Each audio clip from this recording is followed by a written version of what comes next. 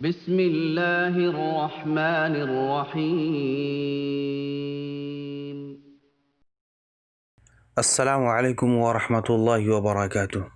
آج کا ہمارا مسئلہ ہے کہ کتنا عرصہ بیوی سے جمع نہ کرنے سے نکاح ٹوٹ جاتا ہے۔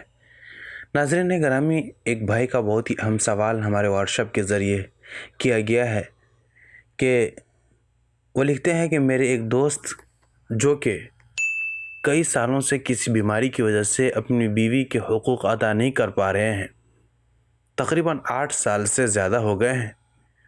کئی رشتہ دار کہتے ہیں کہ ان کا نکاح ٹوٹ گیا ہے، ان کی بیوی شرم و حیا کی وجہ سے کچھ نہیں بولتی۔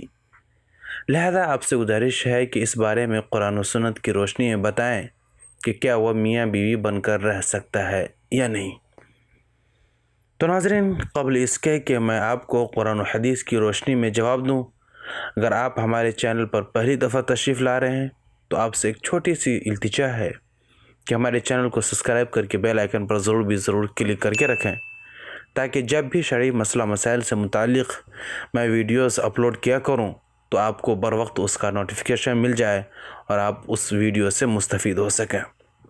تو ناظرین، صورت مسئلہ میں نکاح تو نہیں ٹوٹتا، لیکن جو شخص بیوی کے حقوق ادا نہیں کر سکتا اس کے لیے اپنی بیوی کو قید رکھنا ظلم ہے۔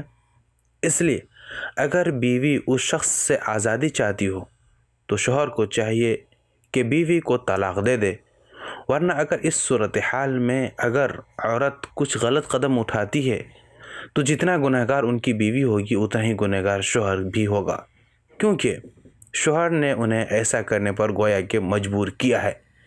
لیکن ان تمام صورتوں میں بہتر یہی ہے کہ شوہر کو چاہیے کہ وہ بیوی کو اپنے ساتھ رہنے پر مجبور نہ کرے بلکہ طلاق دے دے، اور اگر شوہر طلاق نہیں دیتا ہے تو بیوی کو چاہیے کہ وہ خلا کا مطالبہ کرے، اور اگر وہ آسانی سے خلا کے لیے بھی تیار نہیں ہوتا ہے تو بیوی کو چاہیے کہ وہ اپنے رشتہ داروں سے کہہ کر قاضی صاحب یا عدالت سے رجوع کرے اور خلا کروا لے۔